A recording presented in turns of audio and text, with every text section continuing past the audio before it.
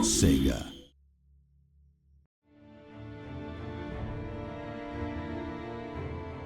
So when we're adding a race to the game, the first thing to do obviously is just play that race on the tabletop game and really get to understand its strengths, its weaknesses, what makes them tick, so that we really understand the IP thoroughly and what it is we're going to try and recreate in a Total War game. The Wood Elves in Warhammer are fairly different from what you'd expect from an elven race that you might find in other lores and mythology. They're very diverse in that they do have that graceful, that wise look to them, but at the same time they have another side to them, a fairly vicious, fairly violent. Very, very stealthy, very skilled in with the weapons they use. They're small in number but powerful, and use smart tactics and clever magic to get their way. There are various quite powerful creatures that they can call upon. So the Dryads in particular, who as a female unit in the tabletop are very slender, they've got fairly feminine faces, and what we wanted to do was break away from that stereotype and really push them, emphasise the monstrous element of their faces, their twisted, tangled nature, change their proportions so they're much chunkier and again much more readable from a distance, which worked really well in our game.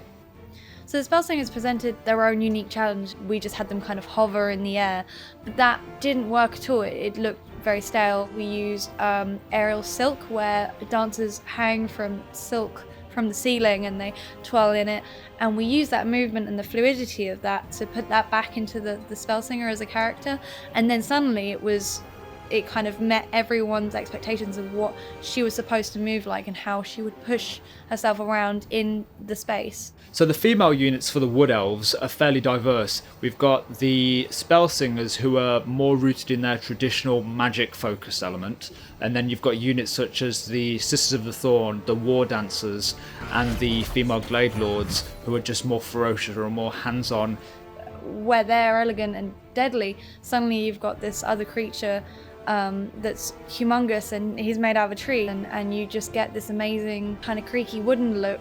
We kind of broke animation rules a bit because we ended up having this snappy tree-like movement, so we really wanted to make them feel like trees and like branches that had come to life. Approaching the sounds of the ancient treemen, that was challenging in itself. We knew that we had to do a lot of field recording for it.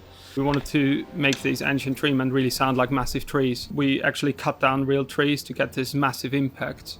So when they die in game, we actually hear a tree falling. So we basically had a fun day out in the woods. We wanted to be as close as possible to the source, but also still be safe. Would be a great sound to get crushed under a tree, but probably just a one shot.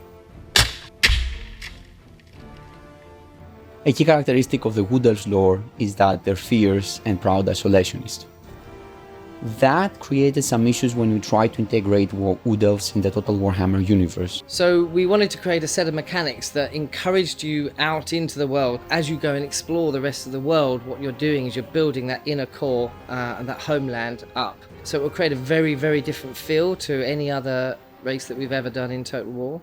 To them, conquering regions is only a means to an end. They just want to get the region in order to get the amber, in order to rejuvenate the Rock of Ages. We felt that this was a way to make the Wood Elves interact with the old world while remaining respectful to their lore.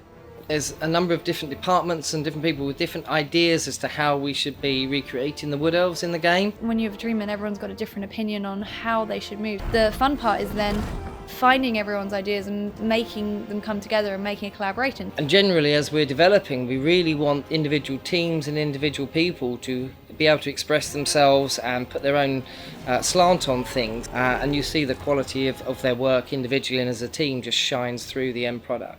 In the end, we're all working towards making the product great and always raising the bar of the quality with every DLC. There's a number of Warhammer Fantasy fans in the office already and on the team. We had a competition recently which was take a character from the game and just fight one-on-one, really quick battles. It's enormously good fun. And I managed to beat Durthu with my sneaky shaman riding a Ragnarok, because he was basically better than me on paper, but I turned him into a toad and stomped on him, which was very gratifying.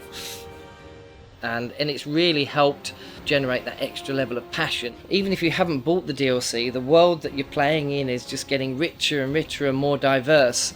The experience I had playing as Empire now than I did when the game was first released was markedly different. I was surrounded by beastmen, hordes coming in and attacking me. I had Belagar and Skarsnik on my doorstep, and everyone who has bought the tentpole game will see that evolution of the game, the polish, the balance. So we're constantly moving on and making things better.